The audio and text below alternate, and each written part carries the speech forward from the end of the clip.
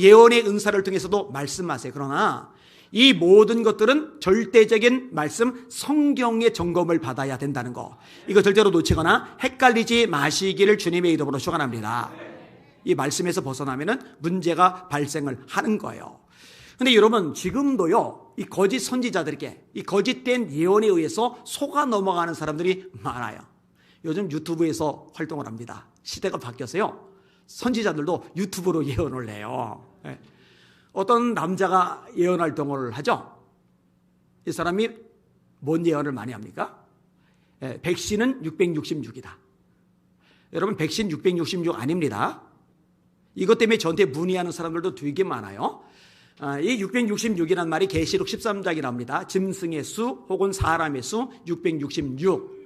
근데 이 666으로 사람을 통제하는 게 맞는데 세 가지 측면이 다 들어가야 돼요. 하나는 정치, 하나는 경제, 하나는 종교입니다. 다시 말합니다. 정치, 경제, 종교, 이 세 가지 면에서 모두가 다 들어가야 돼요.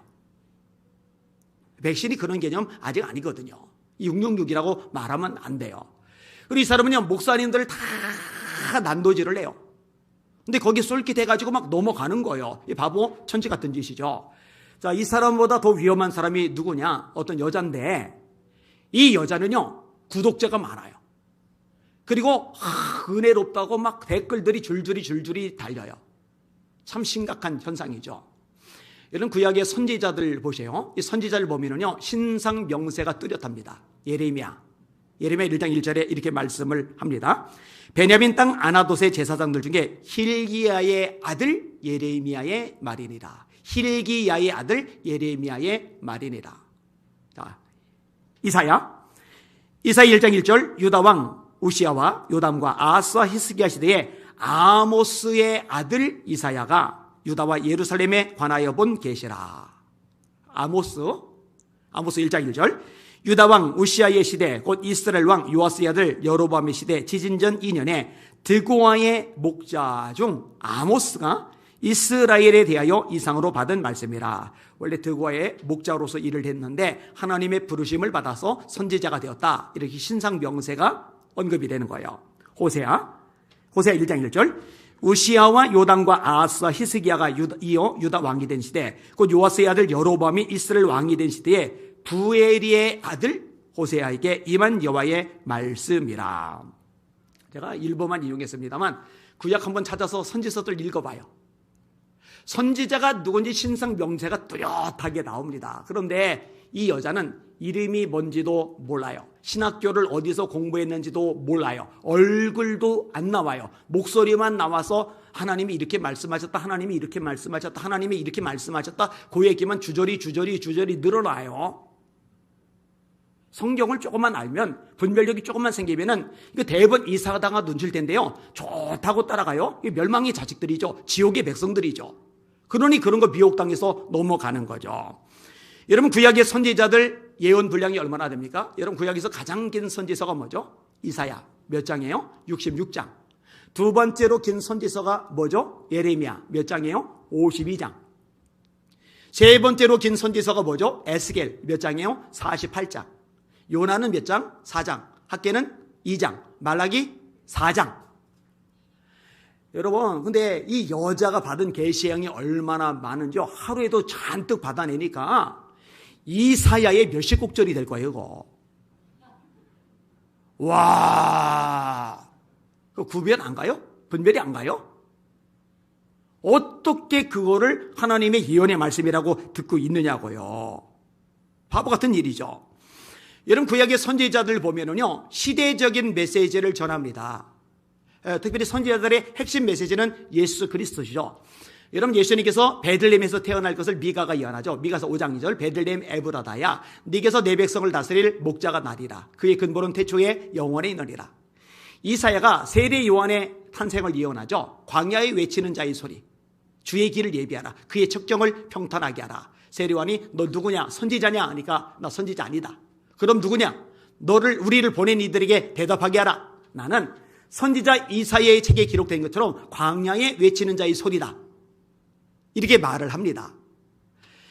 이 광야에 외치는 자의 소리, 세례요한에서 이사야만 말한 게 아니라 말라기도 말을 하죠. 말라기 4장에 주의 크고 영화로운 날 이르기 전에 내 선지 엘리야를 보낼 것이다. 예수님이 뭘 하세요? 다시 오리란 엘리야가 이 사람이다. 이 사람은 세례 요한을 말하는 거거든요. 엘리야의 심장과 능력으로 말씀을 전하는 거죠. 이사야가 예언하죠. 그가 찔림은 우리의 허물 때문이요, 그가 상함은 우리의 죄악 때문이다. 그가 징계를 받음으로 우리가 평화를 누리고 그가 채찍에 맞음으로 우리가 나음을 입어도다.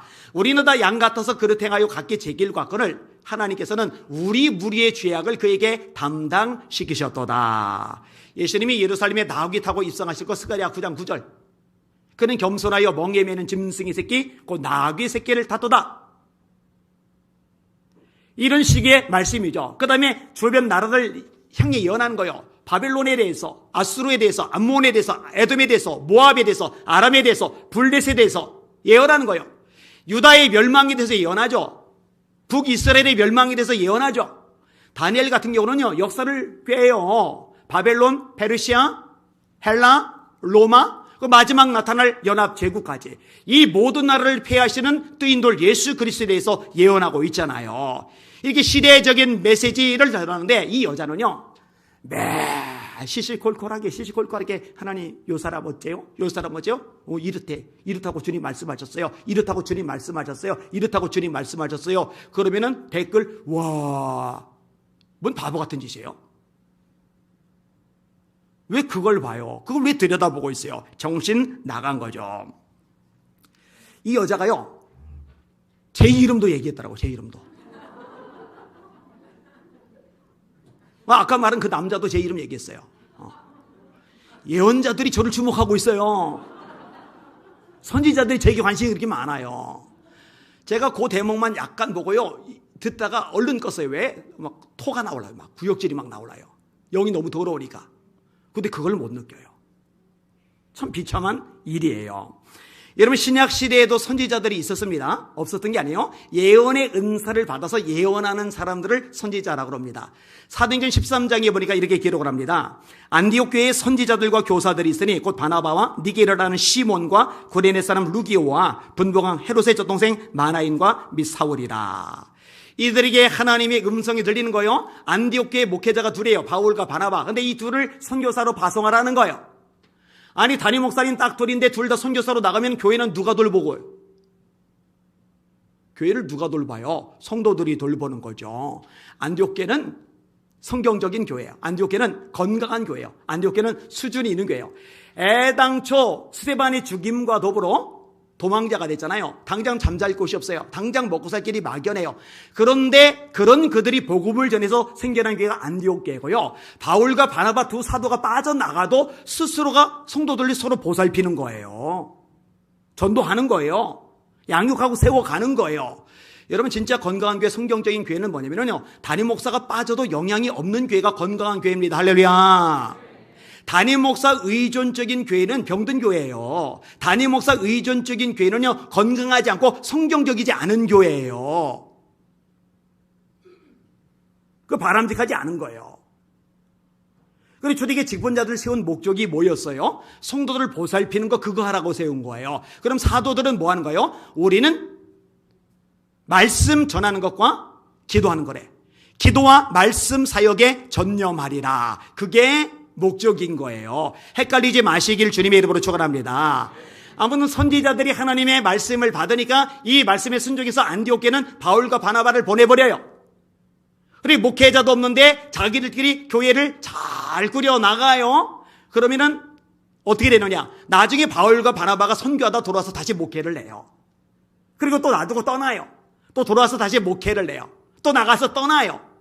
이런 식으로 이 안디옥 교회가 운영이 되거든요. 성경에 보니까 빌립이라는 집사님이 있죠. 사마리아에서 부흥운동을 일으켰던 분. 중풍병자들이 일어나죠. 귀신들이 소리 지르고 쫓겨나가죠. 사마리아의 수많은 영들이 구원받죠. 우리 예수 비전교회도 이런 집사님들 일어나기를 주의 이름으로 축원합니다. 멋지잖아요.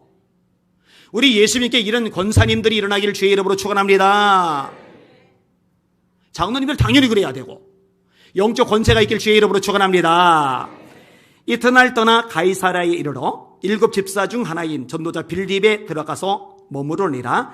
그에게 딸 넷이 있으니 처녀로 예언하는 자라.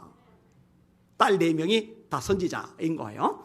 그 다음에 이어지는데 누가 나오냐면 아가보가 나와요. 이 아가보가 바울의 띠를 가져다가 자기 손목을 묶어요. 그리고 말합니다. 이같이 이 띠 임자를 결박해서 예루살렘으로 끌고 가리라. 바울이 결박된 채 끌려갈 것이라고 예언을 하는 거예요. 이 아가보를 성경은 뭐라고 묘사하느냐? 선지자 이렇게 묘사를 하는 거예요. 자, 그런데 봅시다. 이 아가보도 그렇고 빌립의 4딸도 그렇고 사도행전 13장에 나온 선지자들도 그렇고 이 유튜브의 이 이상한 여자처럼 이 유튜브의 그 이상한 남자처럼 직통 계시를 막 쏟아내는지 보라고요. 안 그러거든요. 왜? 절대적인 하나님의 말씀 성경이 있으니까. 헷갈리지 마시기를 주님의 이름으로 축원합니다. 그리고 고린도 14장에 보니까 예언하는 자들의 영은 예언하는 자들에게 제재를 받나니 하나님은 무질서의 하나님이 아니시오 질서의 하나님이시니라. 예언하는 자들에게 제재를 받아야 되는데 누구도 제재하는 사람이 없어요. 지멋대로 하니까. 그럼 이게 이상하다고 눈치를 채야 돼요. 말씀을 알면 눈치를 채져요. 근데 무지하니까 넘어가 버리는 거예요. 비참한 거죠. 할 말 더 많은데 요 정도만 할게요. 말세 징조 중에 하나입니다. 때가 이르리니 사람들이 바른 교훈을 받지 아니하며 그 귀가 가려서 자기의 사욕을 따를 스승을 많이 두고 또 그 귀를 진리에서 돌이켜 허탄한 이야기를 따르리라. 허탄한 이야기를 따르리라. 속지 마시고 말씀에 철저히 서시기를 주님의 이름으로 축원합니다. 따라합시다. 말씀을 읽자, 듣자, 공부하자, 암송하자, 묵상하자. 이 말씀에서 모든 것을 분별하실 수 있기를 주님의 이름으로 축원합니다. 성경 풀어주기도 모자란데 성경 풀어주는 건 하나도 없고 그냥 하나님이 말씀하셨다 맨 그 얘기만 해요. 영혼들 병들고 죽이는 거죠. 악한 거예요.